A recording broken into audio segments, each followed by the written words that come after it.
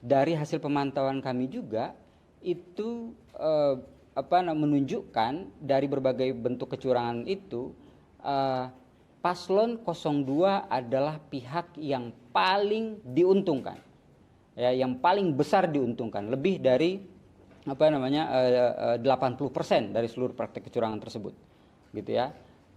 Dan yang lebih menyedihkan lagi itu adalah presiden, gitu ya, itu juga menjadi salah satu pelaku, tiga besar pelaku dari kecurangan tersebut, yaitu dengan 11 kasus, gitu ya, 11 tindakan yang dilakukan oleh Presiden Jokowi, sehingga kemarin kami menyimpulkan bahwa ini sudah masuk pada level darurat kejahatan pemilu.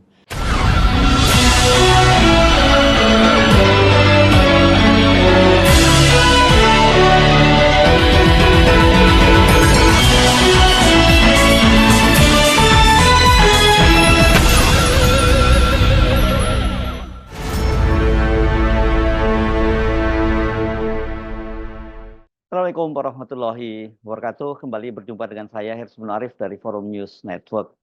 Peneliti imparsial Ardimanto mencatat kasus pelanggaran pemilu meningkat sampai 200% selama masa kampanye. Pasangan paslon 02 Prabowo Gibran yang paling diuntungkan dari berbagai kecurangan itu, dan Presiden Jokowi adalah salah satu aktor utama yang paling banyak melakukan pelanggaran. Catatan dari imparsial itu disampaikan dalam konferensi pers masyarakat sipil yang secara bersama-sama mengajukan somasi kepada Presiden Joko Widodo. Pertama, somasi ini berangkat dari satu prinsip atau nilai bahwa Presiden Jokowi adalah orang yang paling bertanggung jawab untuk pelaksanaan pemilu yang jujur, bersih, dan adil. Sampai detik ini, sampai hari ini, proses pemilu yang sudah berlangsung, kami menilai bahwa Jokowi sebagai penanggung jawab tersebut itu telah gagal melaksanakan pemilu yang jujur, bersih, dan adil dengan berbagai penyimpangan-penyimpangan yang sudah dilakukan oleh Jokowi bersama juga dengan struktur pemerintahan yang ada di bawahnya. Nah, itu mencakup dalam berbagai bentuk,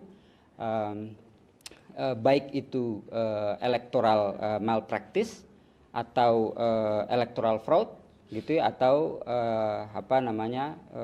dalam bentuk electoral violence atau kejahatan pemilu yang kami simpulkan kemarin bahwa ini sudah masuk pada level kejahatan pemilu yang dilakukan oleh pemerintah.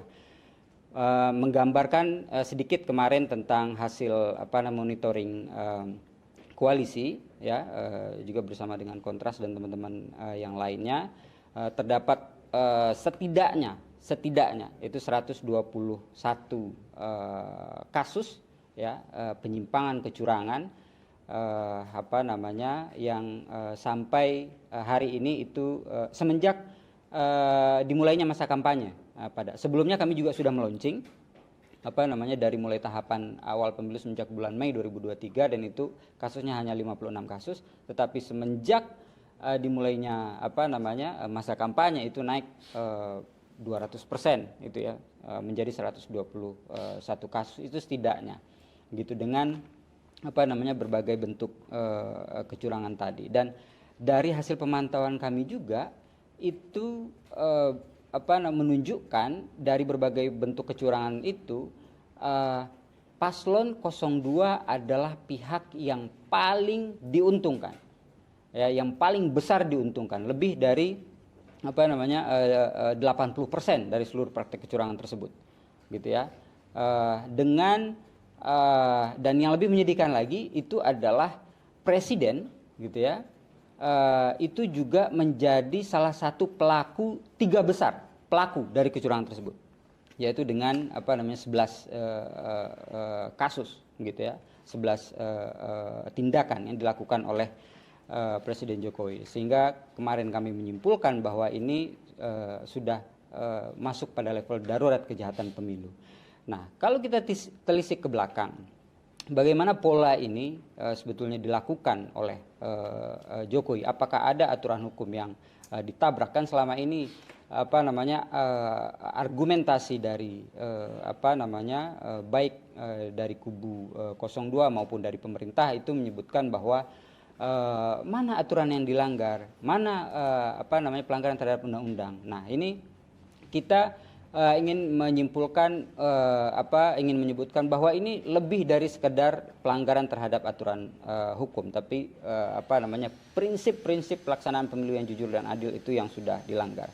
Pertama, itu dimulai semenjak gagalnya atau batalnya revisi terhadap undang-undang pemilu itu dilakukan oleh Jokowi, di mana masyarakat sipil ya mendesak sebetulnya dengan sangat serius begitu ya untuk dilakukannya revisi terhadap Undang-Undang Pemilu tahun 2017. Tetapi itu gagal dilakukan oleh Jokowi, sehingga pelaksanaan pemilu dengan berbagai celah hukum yang ada gitu ya, multitafsir, itu kemudian dimanfaatkan oleh Jokowi. Kemudian yang kedua, alih-alih dia merevisi undang-undang pemilu yang begitu cacat, dia justru mengeluarkan aturan yang sifatnya menabalkan kecurangan tersebut. Yang pertama adalah revisi terhadap undang-undang ASN. Revisi undang-undang ASN secara garis besar itu terdapat dua hal yang berkaitan langsung dengan isu pemilu ya. Pertama itu menghapus KSN atau Komisi Aparatur Sipil Negara. Nah, ini terjadi hanya 1 bulan atau 1 bulan menjelang pelaksanaan pemilu atau pendaftaran capres cawapres ya, revisi terhadap undang-undang ASN. Nah, dalam undang-undang ASN ini juga itu diatur bahwa TNI dan Polri aktif boleh menduduki jabatan sipil di pemerintahan, jabatan pemerintahan sipil. Nah, ini dua hal yang sangat yang juga berpengaruh terhadap pelaksanaan pemilu yang jujur dan bersih dan adil sampai hari ini. Kemudian Presiden juga menerbitkan Perpres 53 tahun 2023. Yaitu tentang tidak adanya kewajiban bagi para menteri atau kepala daerah untuk mundur ketika maju menjadi capres atau cawapres. Ini juga dikeluarkan tidak lama atau sebelum dari proses pendaftaran capres cawapres, atau berdekatan waktunya, sangat dekat waktunya dengan pendaftaran capres cawapres. Ini artinya dia mengakali hukum atau aturan hukum untuk memuluskan rencana untuk cawe-cawe atau intervensi dalam proses pemilu kali ini. Kemudian juga terlihat belakangan ini yaitu pembagian bansos yang dilakukan oleh Jokowi sendiri, yang itu bersifat sangat politis. Ya, bersifat sangat politis, itu di beberapa lokasi atau tempat itu kami menilai pembagian bansos tersebut juga dimanfaatkan untuk memperbesar atau mengkampanyekan capres atau pasangan calon yang didukung oleh Jokowi, yaitu yang ada anaknya di situ. Kemudian juga pembagian bansos ini dilakukan oleh institusi kepolisian yang juga itu mirip-mirip dengan proses pembagian bansos yang dilakukan oleh Jokowi. Kejadian di Kepri, pembagian bansos Polri oleh Polda Kepri itu dalam sambutannya kepala daerah atau gubernur itu menyampaikan agar masyarakat memilih calon presiden yang melanjutkan program atau kinerja pemerintahan Jokowi. Ini jelas sebagai praktik atau kampanye terselubung dengan memanfaatkan bansos yang disalurkan oleh institusi kepolisian, begitu ya, tapi menggunakan tangan atau mulut kepala daerah, pimpinan daerah. Dalam hal ini adalah Gubernur Kepulauan Riau. Nah, selain menggunakan cara pembagian bansos, kemudian juga intimidasi. Ini juga terjadi. Tadi juga sudah dijelaskan oleh kawan dari Lokataru dan Dimas. Terhadap akademisi, terhadap mahasiswa, dan yang tidak kalah kalah menjijikkannya, agak kurang kosakata terlalu terbatas ya. Dia menggunakan aparat hukum untuk mengintervensi kepala desa, ya, di berbagai daerah, di Jawa Tengah, di Jawa Timur, ya, dengan alasan untuk memanggil mereka dengan meminta pertanggungjawaban keuangan bantuan desa 2000 tahun-tahun sebelumnya lah, itu. Dan ini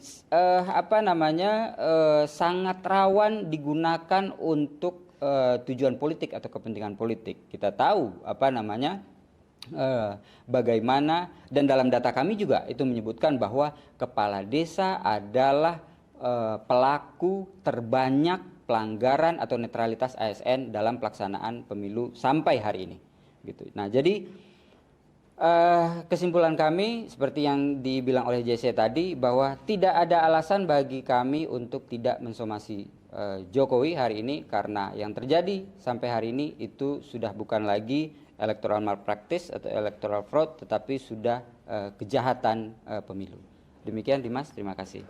Sama seperti halnya dengan imparsial, kelompok kerja hak asasi manusia atau Human Rights Working Group Indonesia juga mencatat berbagai pelanggaran yang dilakukan oleh Presiden Jokowi demi untuk melanggengkan kekuasaannya melalui politik dinasti. Human Rights Working Group juga mengaku telah mengirim 2 surat ke PBB, Perserikatan Bangsa-Bangsa, tentang berbagai pelanggaran yang dilakukan oleh Presiden Jokowi yang disebut oleh Human Rights Working Group itu sebagai sisi gelap era pemerintahan Jokowi. HRWG sendiri baru saja juga 15 Januari kita mengirimkan laporan ke Komite Ekonomi Sosial Budaya PBB. Lalu kemudian juga baru tanggal 5 Februari atau 4 hari yang lalu kita mengirimkan laporan ke Komite Hak-Hak Sipil dan Politik PBB, di mana dalam kedua laporan itu kita juga menyoroti bahwa yang terjadi selama 10 tahun pemerintahan Jokowi, yang pertama adalah represi berbasis populisme sektarian. Ini kemudian nanti nyambung dengan apa yang tadi disebutkan oleh Mbak Nenden gitu ya, di mana represi berbasis populisme sektarian ini akhirnya jadi siasat politik yang mendasarkan diri pada isu-isu sektarian, agama, ras, etnis, dan kelompok-kelompok tertentu, golongan-golongan tertentu, yang kemudian nantinya itu memang dilakukan untuk melanggengkan kekuasaannya tuh. Populisme itu kan adalah alat untuk dia terus-menerus mendapat dukungan dari publik kan, sebetulnya kira-kira begitu. Sehingga siapapun yang dibenci oleh dalam tanda kutip mayoritas akan turut dibenci.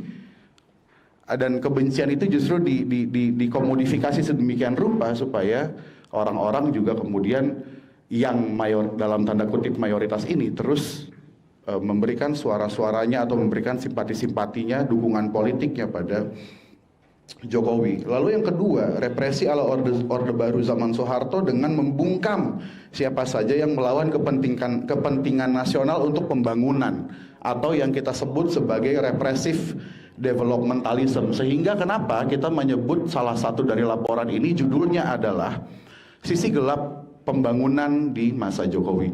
Jadi saya mau balik ke pernyataan awal bahwa tidak ada alasan untuk tidak melakukan somasi pada Jokowi pada kesempatan hari ini. Karena kita mau melihat kerjanya dalam 1 tahun terakhir, maupun kerja-kerjanya dalam 10 tahun terakhir, itu semua secara konsisten menunjukkan kebusukan gitu kira-kira ya, yang kemudian seharusnya ini tidak dilakukan oleh seorang penyelenggara negara yang kemudian kalau di dalam konteks hak asasi manusia dia memiliki tanggung jawab untuk melakukan Respect itu penghormatan, fulfillment itu pemenuhan, dan protect itu perlindungan kepada semua orang yang hidup di yurisdiksi Indonesia sebagai pemangku hak. Jadi kira-kira begitu yang bisa saya sampaikan dalam kesempatan siang hari ini. Kita tidak punya alasan lagi untuk tidak mensomasi Jokowi. Terima kasih. Selain imparsial dan Human Rights Working Group, sejumlah organisasi sipil itu secara bersama-sama melakukan somasi kepada Presiden Jokowi yang melakukan berbagai pelanggaran dan kecurangan demi dinasti politiknya. Banyak sekali catatan-catatan yang disampaikan, dan kesimpulan utama ya Presiden Jokowi itu telah merusak demokrasi Indonesia. Saya Hersbun Arif dari Forum News Network. Sampai jumpa lagi. Wassalamualaikum warahmatullahi wabarakatuh.